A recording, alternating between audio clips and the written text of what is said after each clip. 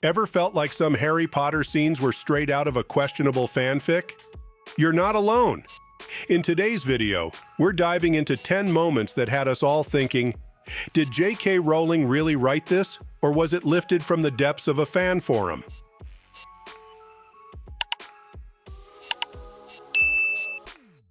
Let's start with the happily ever afters. Ron and Hermione, Harry and Ginny, high school sweethearts turned lifelong partners. It's cute, sure, but realistic? Not so much. Many feel it's overly simplistic and a bit childish to assume everyone marries their high school crush. This trope is a fan fiction favorite, but in the real world, people meet their significant others in college, at work, or elsewhere. The idea that Hogwarts romances all lead to lifelong commitments feels more like wishful thinking than reality. Remember Deathly Hallows? It felt like wandering through a fanfic fever dream. The plot meandered, characters roamed aimlessly, and don't even get started on the endless forest scenes. Character development overshadowed the plot, leading to a book that felt different from its predecessors. Fans often joke about needing a map to navigate the rambling narrative and the over-the-top angst. Harry and Ginny's romance came out of nowhere.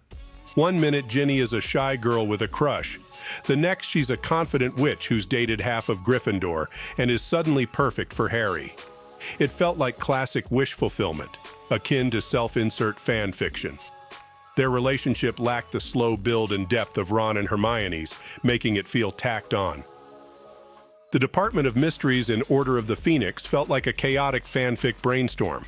A brain room? A time room?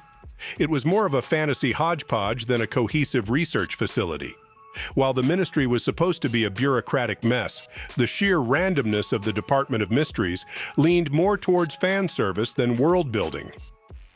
James and Lily, Harry and Ginny, both romances felt like bad Wattpad tropes. James, the bad boy turned perfect lover, and Lily, the perfect girl, play into the enemies to lovers trope. Harry and Ginny's dynamic, on the other hand, mirrors the celebrity loves you back trope. Both relationships felt more like fantasy wish fulfillment than genuine love stories. Moaning Myrtle went from a quirky ghost to an awkwardly sexualized character. Her crush on Draco and spying on boys in the bath felt unnecessary and uncomfortable. It echoed the creepy side of fan fiction where characters are inappropriately sexualized, making readers squirm. Deathly Hallows introduced new plot points at a breakneck pace. Concepts like the Deathly Hallows appeared out of nowhere, feeling rushed and underdeveloped.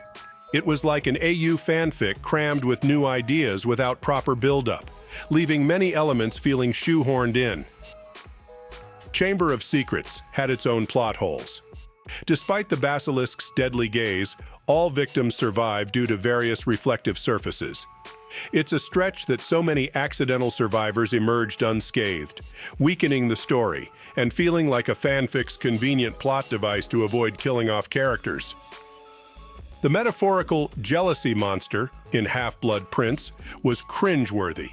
Describing Harry's jealousy over Ginny dating Dean as something large and scaly erupted into life in Harry's stomach was overly dramatic and felt out of place.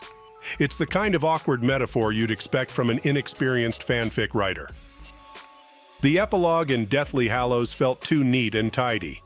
After 7 books of complex themes like bigotry and government corruption, the idea that defeating Voldemort magically fixed everything was overly simplistic. It was a fairy tale ending that felt unearned, more like a fanfic trying too hard to please, rather than staying true to the series' darker undertones.